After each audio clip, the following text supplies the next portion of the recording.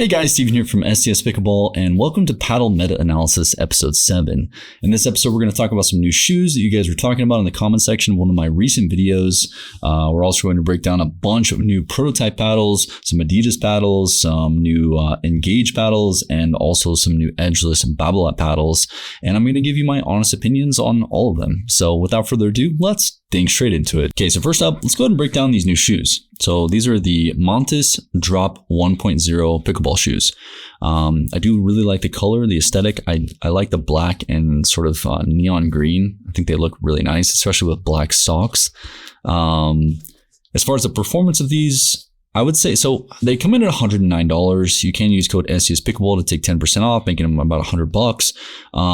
But overall, I think these perform really well for their price point. I don't think they're quite up there with the Winner's Edge shoes, which were kind of the top pick from my recent sort of ultimate shoe breakdown video that I did. But I will say that stability-wise, for $100, these do extremely well. They're pretty lightweight. They're pretty agile. They're not quite as shock-absorbing as some of the top picks on my list in that video. But for what they do for $100, I would say these are a very good pickup. And I do really like the general vibe and the aesthetic of them. So if you're in the market for a shoe and you don't want to spend more than $100, I would say these are a great pick at the $100 price point. Again, the Winner's Edge and the Babolat pickleball shoes were probably my top two picks out of that video. But I would put these up there. These are really solid, especially for $100. You know, they're not going to be as shock absorbing. You might have a little bit more joint and overall muscle fatigue in these in comparison to some of the top picks in that video. But again, if you aren't playing pickleball like all day, every day, and you want something that isn't going to break the bank, I think these are a great pick in the $100 price range. So next up, let's go ahead and jump in. I'm not going to make you wait. I'm not going to put it at the end of the video. Let's just go ahead and jump into what you're probably here for, and that's going to be the new full foam prototypes from Honolulu Pickleball. These are really good, specifically the J2FC Plus. So what these letters mean is going to be the J2, so the two shapes going to be the hybrid shape. The F is going to be foam, and C is going to be carbon, meaning raw carbon on the face. Really nice texture, tons of grit. I mean, just insanity grit, like we know from the recent J2K Plus video that I recently did, talking about the highest spinning paddles in the space right now. Those were getting 2,300, around 2,300 RPM. These are up in that general area as well. And of course, the Plus means Gen 3, whereas the non-Plus version is going to be essentially a Gen 2 paddle without foam around the edges, because the whole paddle's foam. It is thermoformed, but there's no added foam around the edge on the non-Plus version, whereas on the Plus version, they actually have a specific type of foam for the core, but they added a thick layer of EVA around the perimeter of the core, very similar to the 11.624 power paddles. And this paddle is amazing. It's very, very good. If this paddle gets approved and everything, goes seamlessly for them, shout out to Rhombus. Hopefully we don't have another Ripple situation, but these paddles are really, really, really good. So the differences between the two. So the the J2FC Plus, I'm always thinking about the J2K. It's one of my favorite paddles of all time. The J2FC Plus, with that added layer of thick EVA foam around the perimeter, is going to give this a much more plush feeling off the face. Very buttery, very smooth, very you get that nice dampened feeling off the face because of that added perimeter foam. So on this one, foam's going to start right here. It's going to go all the way around the perimeter. What that does, it just allows the core, the foam core, to just kind of have a little bit of that trampoline effect. So the power on this is more than the J2K Plus. It feels really, really, really nice off the face. But that plush nature does make for really solid resets, drops, and dinks. So this paddle's doing pretty much everything very, very well right now. If this gets approved, I will be extremely happy, because this is a top tier pick, top tier spin, really good power, solid pop. So the difference between the Plus and the non-Plus model, the non-Plus model doesn't have that ring of EVA around the perimeter of the core. And so what that's going to do is it's going to make it feel a little bit more rigid off the face. So if you like more feedback off the face, you don't really care for that super plush nature off the face, I would go for the non-Plus version. This one also has a little bit less power, but it has a little bit more pop off the face. It feels a little bit more rigid. You're not getting as much dwell time, not as much pocketing. The spin is a little bit lower on this one in comparison to the Plus version because you're not getting quite as much dwell time. But still a solid paddle. So both of these are very, very hype right now. Specifically the J2FC Plus. I think this is going to be a crazy top tier paddle, but we'll see. And I just got off the phone actually with the owner of Honolulu Pickleball right before I started this video because I wanted to make sure that I knew all the ins and outs of these paddles. And they will, he's talking to me about the probability of also releasing this with the titanium face, with the Kevlar face. So we actually will have full foam paddles with Kevlar, titanium, raw carbon fiber. So you get those different nuances from face material with a full foam core that is playing exceptionally well. So this has been an awesome paddle. I'm really excited about this. So as far as swing weight and twist weight goes on these, the J2FC non-Plus model came in at 115.27 for swing weight and a flat 7 for twist weight, which is really solid metrics. The J2FC Plus came in at 111.43 for swing weight and 7.1 for twist weight.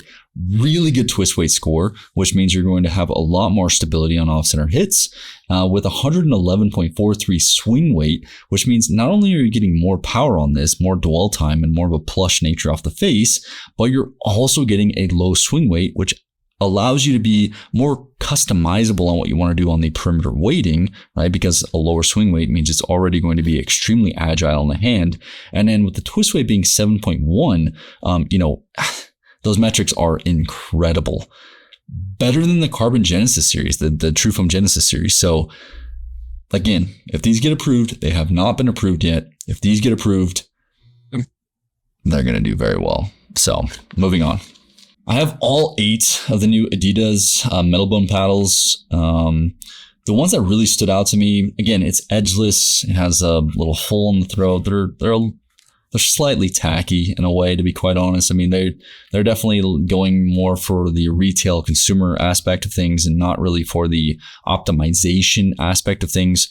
If they're really trying to optimize this really well, they would be utilizing new core materials, making something new, certainly not going edgeless because edgeless generally is just at a deficit in comparison to edge guarded paddles. And then of course, some of them have these added, weighting mechanics, which are a little clunky. Some of us at the Adidas event were talking about how when we put 2 hands on the paddle, these little added weights sort of dig into your hand a little bit. Not very comfortable. I'm not a huge fan of the metal perimeter weighting aspects like this. I'd rather just throw some lead tape on there and call it a day. So it's okay. So they're going to be coming out with a polypropylene core edgeless paddle, and they're also going to be coming out with an EVA foam edgeless paddle. The EVA foam version, which is what I have right here, is going to be essentially the same makeup as a gearbox. It was actually a little alarming how similar it was to a gearbox paddle. It has the ridges of carbon fiber in the center with the EVA foam or the foam around all of the carbon fiber in the center. So it's essentially the same makeup as a gearbox paddle. It feels a lot like a gearbox paddle. Specifically the Pro Power Elongated or even the Pro Ultimate 14mm that just recently came out. They feel extremely similar. They had some paddles as well that we were testing that were fully broken in, and they were definitely hotter than what mine feels like stock. And I was very susceptible to that. I was like, well, this has been played with a lot. How does this feel? Grabbed my stock one, felt that. It felt not nearly as powerful. So there's definitely break-in on these. Edgeless, break-in, jarring feeling on two-handed shots. I would have a hard time recommending these, generally speaking. When we were at the event, they did say that they had some really, really interesting innovations in the pipeline. So I'm very interested in what happens there. They're working on a new paddle for Staxrud, and can't talk about that at all, but there's a lot of innovation going on there. And if what they're saying actually comes to fruition, I think it could be really, really cool. But again, as far as the Metalbone goes, it's good. It's solid.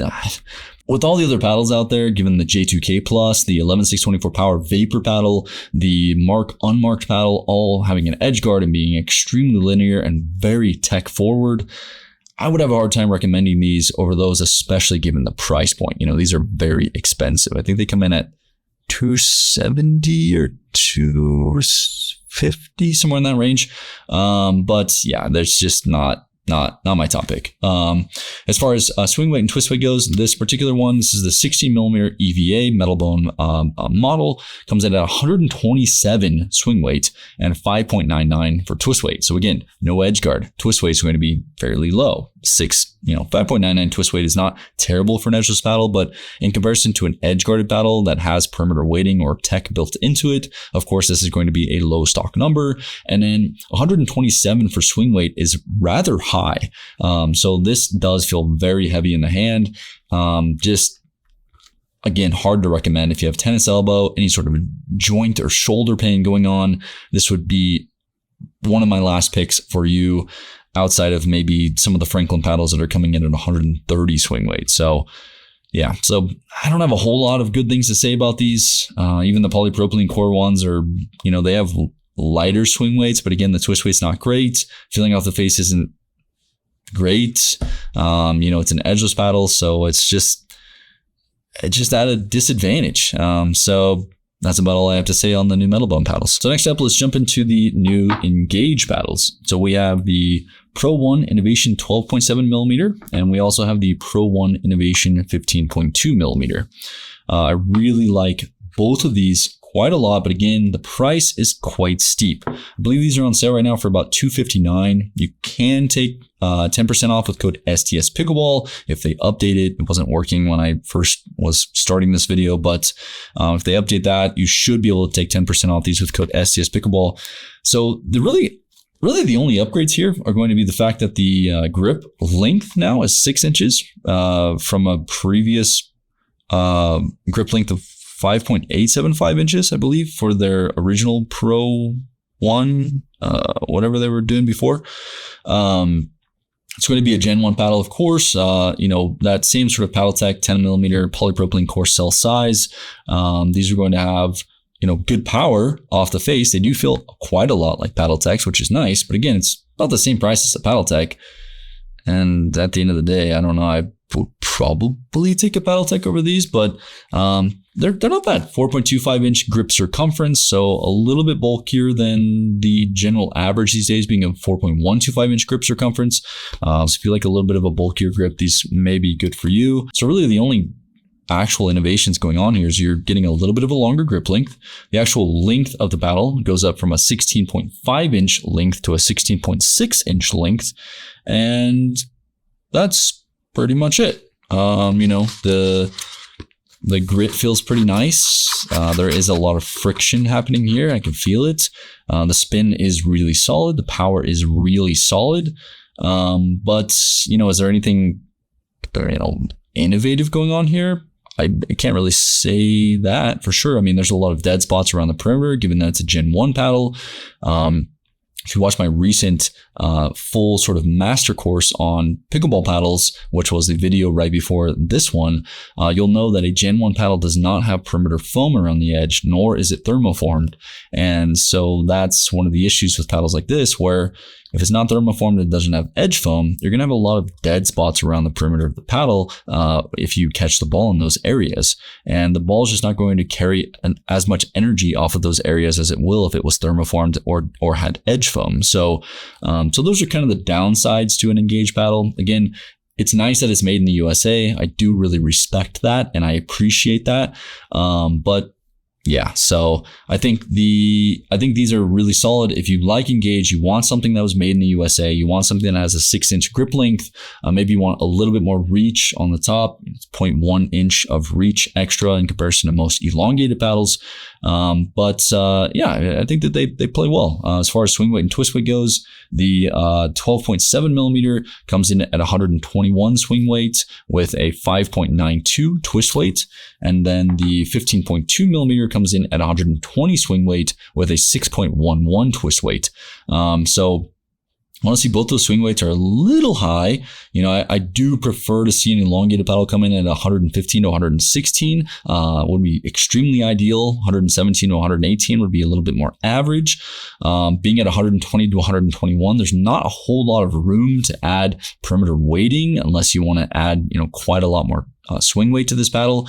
I think if you're the type of person that really wants something made in the USA, wants something that has higher twist weight stock, that has a lot of power, you're okay with a heavier paddle in general, and you're okay with a 4.25 inch grip circumference, this could be a great paddle for you. But I think that that's going to be a fairly niche type of person. You also have to be able to hit the sweet spot pretty consistently given the dead spots around the perimeter. So I think these are solid, but again, for $260, I would grab a lot of other paddles before I would grab this one. So, okay, so lastly, let's go ahead and jump into these new Babolat paddles. Going to be edgeless. This video might sound a little negative overall, but I just have to be extremely honest with you because some of these paddles that we're talking about today, the Adidas, the Engage, and the Babolats, are pretty underwhelming, to be honest. And they're coming from companies that have the resources to make something that is extremely not underwhelming. But of course, they release something that is underwhelming because they're not taking consideration of feedback from us reviewers, nor are they really diving into what's happening and how the tech is evolving in the paddle space right now, right? So with Babolat, it almost feels like a slap in the face to the pickleball industry because, you know, we have names like BALLR Plus and the Wizard, which would be fine if this was bread and butter and it was marketed well and kind of had a little bit of those sort of ironic nuances and stuff, which I do love about bread and butter. But this is just traditional spray-on grit, nothing special. It's not even really that gritty to begin with. It's edgeless. I think the design on it is honestly a bit tacky. This is the BALLR Plus and this is the Wizard. And I mean, they look like kind of cool, I guess, in a way. They're definitely different, but I don't know. They don't look great. They don't feel great. They don't play great. They're edgeless. There's no real sense of perimeter weighting. I mean, the swing weight and the twist weight on these. So the BALLR Plus came in at 116 swing weight with a 6.82 twist weight, which is actually pretty good for an edgeless paddle. But it just feels dead around the perimeter. The spin really wasn't anything special. I don't really have very many good things to say about these paddles. The Wizard came in at 106 swing weight with a 6.23 twist weight. I think between the two, I did prefer the Wizard over the two. But again, it's very smooth to the touch. It just feels like Babolat sees pickleball as kind of a mini game in comparison to tennis.